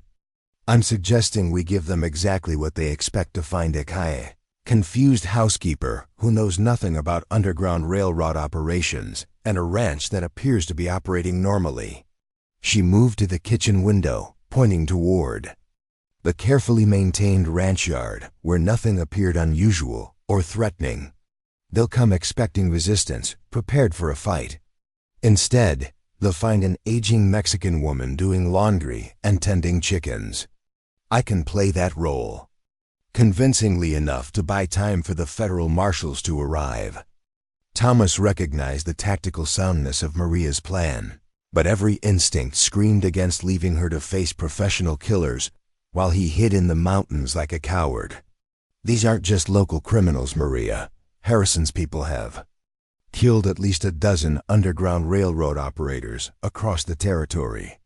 They won't hesitate to eliminate witnesses, which is exactly why they won't expect their target to stay behind and continue normal operations," Maria replied logically. "Guilty people run, Thomas. Innocent people keep washing dishes and feeding chickens because they don't know they're in danger." The conversation was interrupted by the arrival of Ben Hawkins and 2 of his ranch hands, riding into the yard with the casual arrogance of men who owned everything they could see. Thomas felt his hand move instinctively toward his weapon before Maria's calm voice stopped him. "Let me handle this," she said quietly. "Ben Hawkins has been trying to buy this ranch for years. He might be working with Harrison, or he might just be taking advantage of what he thinks is a good opportunity." Thomas positioned himself where he could observe the conversation while remaining ready to intervene if the situation deteriorated. Ben Hawkins dismounted near the front porch with the confident bearing of someone who expected to be welcomed whether his presence was desired or not. "Afternoon, Maria," Ben called with false friendliness. "Thomas around? Got some business to discuss with him." "He's checking the north pasture," Maria replied smoothly, continuing to hang laundry on the line as if unexpected visitors were nothing. "Unusual. Should be back before supper if you want to wait." Ben's expression suggested he hadn't expected such a casual response. "Actually, I was hoping to talk to that lady who's been staying here. Miss Mitchell, wasn't it?" Thomas felt his jaw clench as he realized Ben Hawkins knew more about their situation than any neighboring rancher should. The question was whether Ben was working directly with Dr. Harrison or simply gathering information for his own purposes. "Miss Mitchell went to Denver for supplies," Maria replied without missing a beat. "Women's things that you can't get at the local trading post. Should be back within the week." Ben studied Maria's face with the calculating gaze of someone trying to determine whether he was being told the truth. "Heard there was some trouble on the Denver road. Bandits attacking travelers, that sort of thing. Hope she made it safely." The comment confirmed Thomas's worst suspicions. Ben Hawkins knew about the attack on Sarah, which meant he was either working with Dr. Harrison directly or receiving information from someone who was. The Hawkins Ranch had always operated on the edge of legality, but Thomas had never suspected them of involvement in political conspiracies. "Miss Mitchell can take care of herself," Maria replied with just the right note of concern in her voice. "She's traveled more than most folks around here." Ben nodded, but his expression suggested he wasn't entirely satisfied with Maria's responses. "Well, when Thomas gets back, tell him I'd like to discuss that business proposition we talked about before. Market conditions are changing, and it might be a good time to make some decisions about the future." After Ben and his men departed, Thomas emerged from his concealment with growing certainty that the ranch was being watched by multiple hostile parties. "He knows too much," Thomas said grimly. "Either he's working with Harrison or someone's paying him for information." Maria continued hanging laundry, but Thomas noticed that her movements had acquired the careful precision of someone maintaining appearances while planning for violence. "Doesn't matter who he's working with. What matters is that we're running out of time to get you clear of this place." Thomas spent the next hour preparing for a disappearance that needed to look spontaneous while actually being carefully planned. He gathered supplies that would sustain him for a week in the high country, selected routes that would keep him clear of likely search areas, and established communication protocols that would allow Maria to contact him if the situation changed. But as afternoon faded toward evening, it became clear that Dr. Harrison's people had no intention of waiting for darkness or attempting subtle approaches. The attack came at sunset, when visibility was poor, but not yet impossible, a coordinated assault by at least 8 mounted men who approached the ranch from 3 different directions. Thomas watched the attack develop from his concealed position in the forest above the ranch house, feeling helpless rage as he realized that Maria's plan to appear innocent and non-threatening had failed completely. Dr. Harrison's people weren't interested in maintaining the pretense of investigating underground railroad activities. They were conducting an elimination operation designed to leave no witnesses alive. The attackers had positioned themselves to prevent escape while maintaining fields of fire that covered every approach to the house. Their leader, a man Thomas didn't recognize but whose military bearings suggested professional experience, directed the assault with the kind of tactical precision that indicated extensive planning. "Maria Santos," the leader called toward the house. "Dr. Harrison would like to speak with you. Come out peacefully, and we can discuss this like civilized people." Maria appeared on the front porch with her hands visible and her expression showing exactly the right mixture of confusion and fear that an innocent housekeeper would display when confronted by armed strangers. "What do you want?" "Thomas isn't here, and I don't know anything about any doctor." "Ma'am, we have information that suggests this ranch has been used for illegal activities. We need to search the premises and ask you some questions about the people who've been living here." Thomas recognized the script Dr. Harrison's people were following. They would conduct a search that would uncover the hidden room and its damning contents, then eliminate Maria as a witness to Underground Railroad activities. Her body would be found days later, apparently killed during a robbery that had gone wrong. But Maria Santos had been preparing for this confrontation since the moment Sarah had left for Denver. As the attackers began moving toward the house, she triggered a signal that Thomas had been watching for, a lantern placed in a specific window that meant she was ready to implement their defensive plan. The ranch that six brothers had built for permanence had been designed with more than just weather and wildlife in mind. Hidden defensive positions, carefully planned fields of fire, and strategic supplies had been incorporated into the properties. Layout by men who understood that frontier life sometimes required military-style preparation. Thomas moved toward his first position, a concealed rifle pit that Daniel had constructed with overlapping fields of fire covering the ranch yard. From here, he could provide supporting fire while Maria implemented the defensive measures she had been secretly preparing for weeks. Maria's first action was to disappear into the house, apparently seeking shelter but actually moving toward defensive positions that would allow her to control access to the building's interior. Thomas had underestimated her tactical understanding. She had been studying Daniel's defensive plans and preparing for exactly this kind of assault. The battle began when one of the attackers attempted to enter the house through the front door and discovered that Maria had barricaded herself inside with weapons and defensive positions that transformed the building into a fortress. Thomas's rifle fire from the concealed position added to the attackers' confusion by suggesting that the ranch was defended by multiple people rather than just one woman. "There's someone in the woods," one of the attackers called to his leader.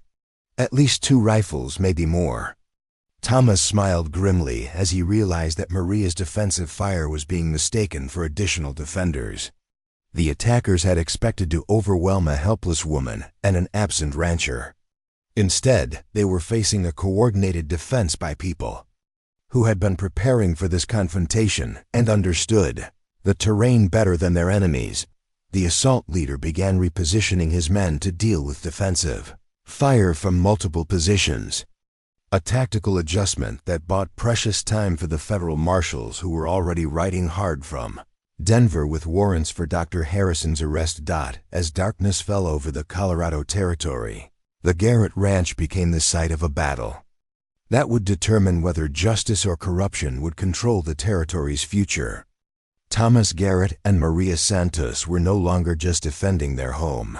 They were fighting for the memory of 6 dead brothers and the lives of dozens of people who had found freedom because of the Underground Railroad network. The real war was just beginning, and the outcome would determine whether Sarah Mitchell's dangerous journey to Denver had been worth the risks she had taken to expose Dr. Harrison's conspiracy. The federal marshals arrived at first light, their horses steaming in the cold mountain air as they surveyed a ranch yard that looked like a battlefield.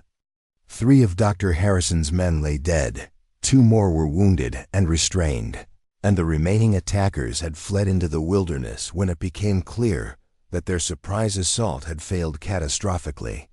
Marshal Robert Coleman, a weathered man in his 50s who had spent decades pursuing criminals across the Colorado Territory, found Thomas Garrett emerging from a defensive position that had been invisible until he stood up.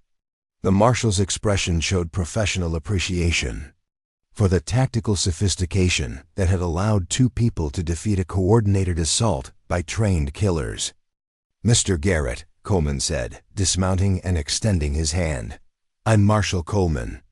We received some very interesting documents from a Miss Sarah Mitchell, along with evidence that suggests your ranch has been the target of a federal conspiracy." Thomas felt relief flooding through him as he realized that Sarah's mission to Denver had succeeded beyond their most optimistic expectations. "Marshal, we have evidence that Dr. Harrison has been systematically murdering Underground Railroad operators throughout the territory on behalf of former Confederate sympathizers and territorial government." "We know," Coleman replied grimly. We've been building a case against Harrison and his associates for months, but we lacked the proof we needed to move against people in positions of authority. Miss Mitchell provided that proof. Maria Santos emerged from the ranch house, her appearance calm despite having spent the night engaged in combat that would have broken the nerve of most professional soldiers. She carried herself with the quiet dignity of someone who had faced death and emerged victorious through careful planning and superior determination. "Ma'am," Marshal Coleman said, touching his hat brim respectfully, "I understand you played a significant role in defending this property against Harrison's men." "I did what needed to be done," Maria replied simply. "The Garrett brothers built this place to shelter people seeking freedom. I wasn't going to let murderers destroy what they died protecting."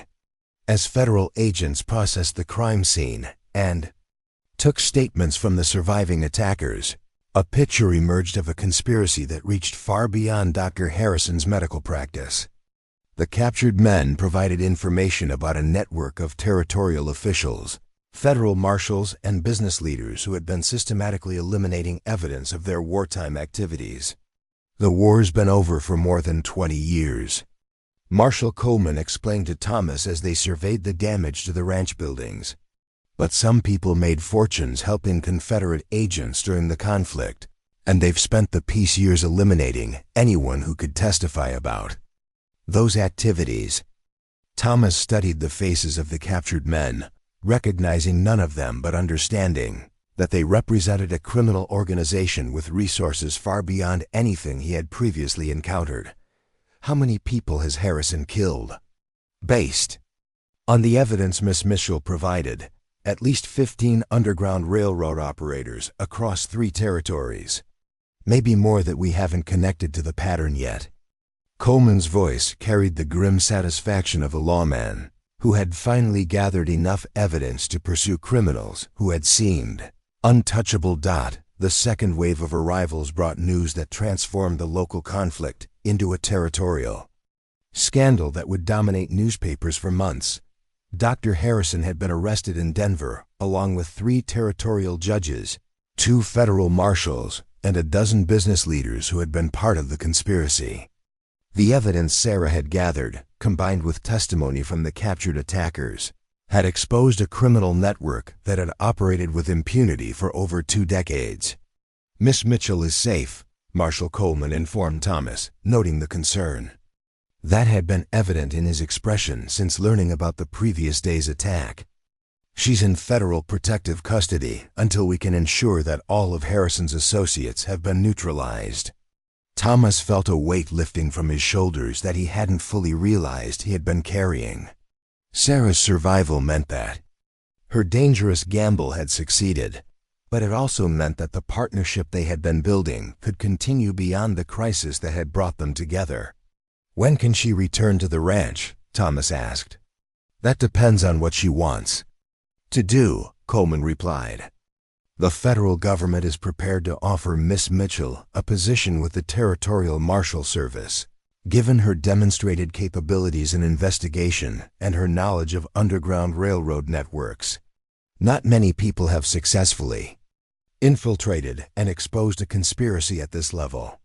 The suggestion that Sarah might choose a law enforcement career rather than returning to ranch life had never occurred to Thomas.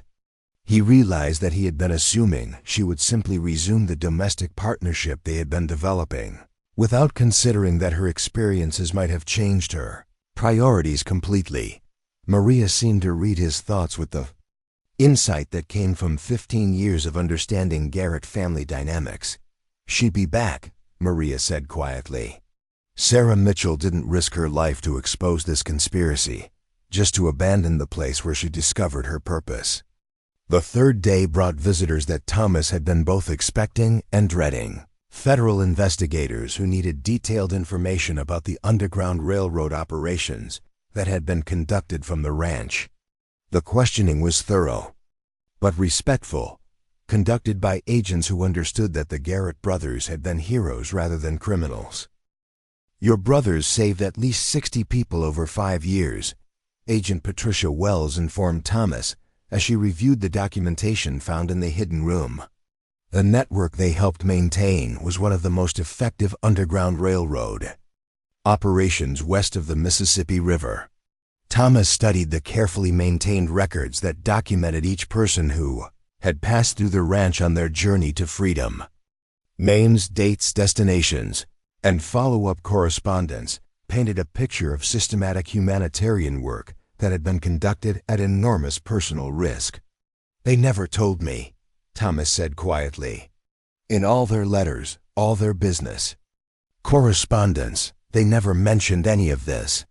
"They were protecting you," Agent Wells replied. Underground railroad operators learned to compartmentalize information as a survival strategy. The fewer people who knew about specific operations, the safer everyone remained. Thomas found himself grappling with a revised understanding of his brother's legacy. He had always known they were good men who had built something impressive in the wilderness. Now he understood they had been heroes who had risked everything to fight injustice while maintaining the operational security that had protected dozens of lives. "What happens to the ranch now?" Thomas asked, uncertain whether federal authorities would allow him to maintain ownership of property that had been used for activities that were technically illegal under territorial law.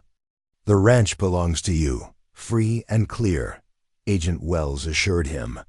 "The Fugitive Slave Act is no longer in effect, and the activities your brothers conducted are now recognized as humanitarian work rather than criminal conspiracy. In fact, the federal government is prepared to offer significant compensation for the property damage you sustained while defending evidence that exposed this conspiracy." As the official investigations concluded and federal agents prepared to return to Denver, Thomas found himself alone at the ranch for the first time since Sarah's arrival months earlier. Maria had traveled to Denver to provide additional testimony and, Thomas suspected, to check on Sarah's condition despite official assurances about her safety.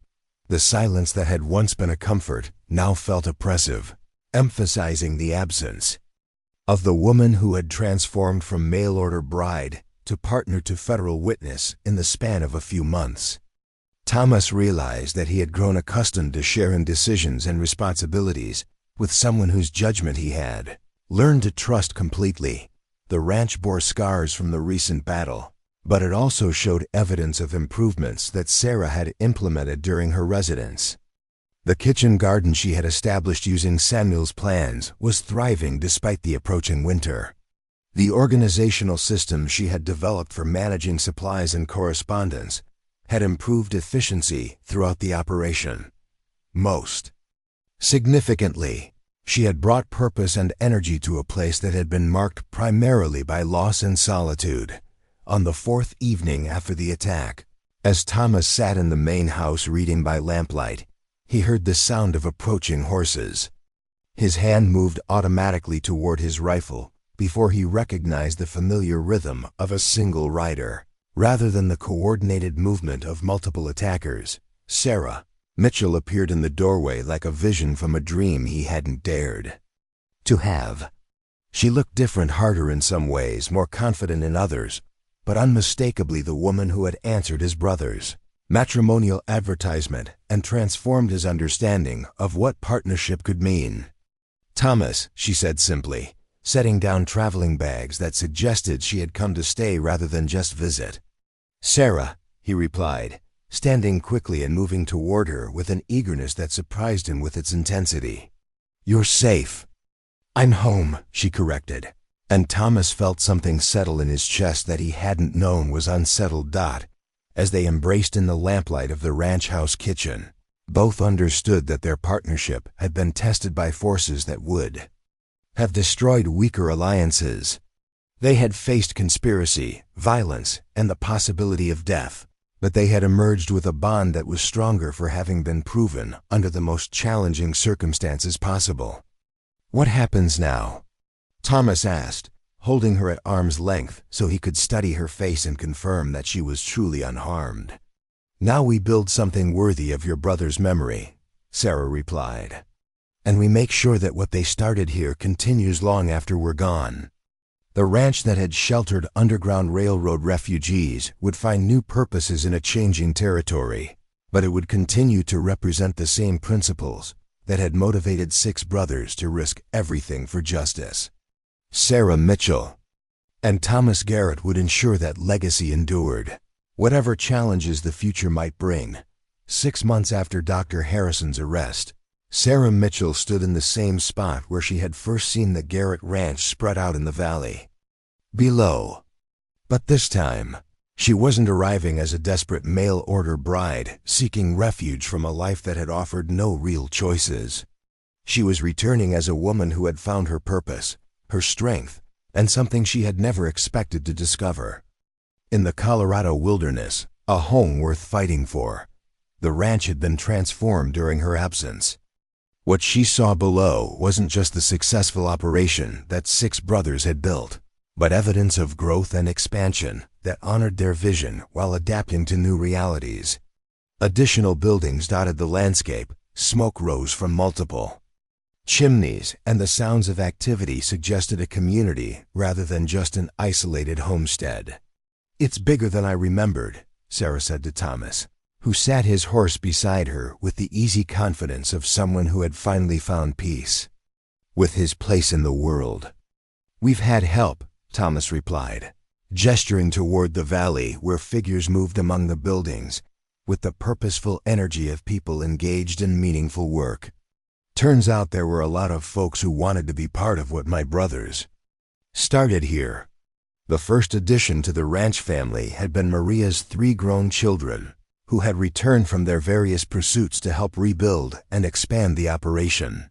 Her sons brought expertise in cattle management and equipment maintenance, while her daughter contributed skills in textile, production, and food preservation that had been essential for supporting a larger community. The second wave of arrivals had been more surprising: former Underground Railroad operators from across the territory who had survived Dr. Harrison's systematic elimination campaign and chose to settle in a place that represented resistance to injustice. They brought diverse skills in agriculture, mining, crafts, and trade that had transformed the ranch into a self-sufficient community capable of supporting dozens of families. Federal compensation for property damage turned out to be more generous than we expected, Thomas explained as they rode toward the ranch house. Enough to fund expansion and attract the kind of people who want to build something lasting. Sarah noticed new faces among the familiar ones as they approached the main buildings. Children played in the ranch yard under the watchful eyes of adults who bore the confident bearing of people who had found safety after years of danger. The atmosphere was festive without being careless, prosperous without being ostentatious. Sarah Maria Santos emerged from the expanded kitchen facility, her expression radiating the kind of joy that came from seeing family return safely. "Welcome home." The word home carried weight that it had never possessed during Sarah's years in Philadelphia. This wasn't just a place where she happened to live, but a community she had helped defend and a future she had risked her life to preserve. The people who greeted her weren't simply neighbors but partners in building, something that honored the memory of 6 men who had died too young but whose vision lived on. The evening celebration that followed Sarah's return revealed the extent to which the ranch had evolved beyond its original purpose. The large dining room that had once seemed empty with only 3 people now accommodated 24 adults and a dozen children representing families that had found refuge and opportunity. In the community, the Garrett brothers had begun. "Thomas has been talking about expanding the mining operations," said Jacob Miller, a former Underground Railroad conductor who had become the community's de facto minister and teacher. "There's enough mineral wealth in these mountains to support a proper town if we're willing to develop it responsibly." Sarah found herself studying faces around the table, noting the mixture of backgrounds and experiences that had come together to create this unlikely community. Former slaves who had found freedom through the Underground Railroad sat beside territorial pioneers who had chosen isolation over compromise with corruption. Veterans of various conflicts shared stories with craftsmen and farmers who had never seen combat but understood the value of standing together against injustice. "What about you, Sarah?" asked Alina Martinez, Maria's daughter who had returned from Colorado Springs to help manage the community's textile operations. "Thomas says you were offered a position with the Territorial Marshal Service." Sarah glanced at Thomas, who was listening with the careful attention of someone whose future plans depended heavily on her answer. They had discussed the federal job offer during long conversations that had continued for weeks after her return, but she had never given him a definitive response about her intentions. "I was offered the position," Sarah confirmed. "Marshal Coleman thinks my experience with investigating the Harrison conspiracy would be valuable for future cases involving territorial corruption." The table grew quiet as people waited for her to continue. Sarah realized that her decision would affect not just her own future, but the development of the entire community that had grown around the ranch. "But I've decided that this is where I belong," she continued, feeling Thomas's relief and the slight relaxation of his shoulders. "There's important work to be done here, and I can't think of any place I'd rather be doing it." The celebration that followed her announcement lasted well into the night, with music and dancing that transformed the ranch house into something resembling a frontier ballroom.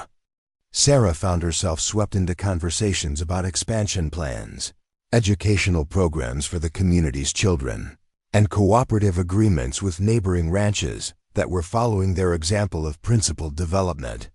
"You could have had a career in law enforcement," Thomas said during a quiet moment when they stepped onto the front porch to escape the festivities inside. "Federal marshals make good money, and you would have been making a real difference in fighting corruption." Sarah looked out over the valley where lights flickered in windows of homes that hadn't existed when she first arrived. "I am making a real difference, Thomas. Just not the kind that comes with a federal badge." Thomas moved closer to her, close enough that she could feel the warmth radiating from his body in the cold mountain air. "Sarah, I need to ask you something, and I need you to answer honestly." "Always," she replied, turning to face him directly. "When you first came here, it was because you were answering an advertisement from 6 men who were looking for a wife. That arrangement obviously didn't work out as anyone planned." Thomas paused, gathering courage for words that would define their future relationship. "But I'm wondering if you might be interested in a different arrangement." Sarah felt her heart racing as she realized what Thomas was trying to ask. "What kind of arrangement?" Thomas reached into his pocket and withdrew a simple gold ring that caught the lamplight streaming through the ranch house windows. "The kind where one man asks one woman if she'd be willing to spend her life building something extraordinary together." Sarah stared at the ring, understanding that Thomas was offering her something far more valuable than the security the 6 brothers had promised in their original advertisement. He was offering her true partnership with someone who had seen her at her strongest and most vulnerable, who had watched her transform from desperate refugee to capable frontier woman to federal witness, and who valued her for exactly who she had become. "Thomas Garrett," she said, her voice carrying the same determination that had sustained her through every challenge since leaving Philadelphia. "Are you asking me to marry you?" "I'm asking you to be my partner in every sense of the word," Thomas replied. "In building this community, in honoring my brother's memory, in raising children who will carry on what we've started here. I'm asking you to choose this life with me, not because you don't have other options, but because you believe in what we can accomplish together." Sarah took the ring and studied its simple elegance, understanding that it represented everything she had been searching for when she answered that matrimonial advertisement so many months ago. Security, certainly, but also purpose, partnership, and the chance to build something meaningful with someone who saw her as an equal rather than a responsibility. "Yes," she said simply, sliding the ring onto her finger where it felt like it had always belonged. "Yes to all of it." Their kiss was interrupted by cheering from inside the house. where the community had apparently been listening to the proposal with the kind of invested interest that characterized families who genuinely cared about each other's happiness. Sarah and Thomas found themselves surrounded by well-wishers who had waited months for this moment, understanding that the ranch's future depended on the partnership between the woman who had exposed a territorial conspiracy and the man who had finally found his way home. The wedding took place 3 weeks later, conducted by Jacob Miller in a ceremony that combined traditional elements with frontier practicality. Sarah wore a dress that Elena Martinez had created from fabric ordered specially from Denver, while Thomas wore his best suit with the confidence of a man who had learned to value substance over appearance. The celebration that followed lasted 3 days and drew visitors from across the territory, including federal marshals who had worked on the Harrison case, former Underground Railroad operators who had found new purposes in legitimate enterprises, and neighboring ranchers who had been inspired by the Garrett community's example of principled development. "Mrs. Garrett," Thomas said on their wedding night as they stood in the bedroom that had been prepared for the mail-order bride, who had never arrived according to plan.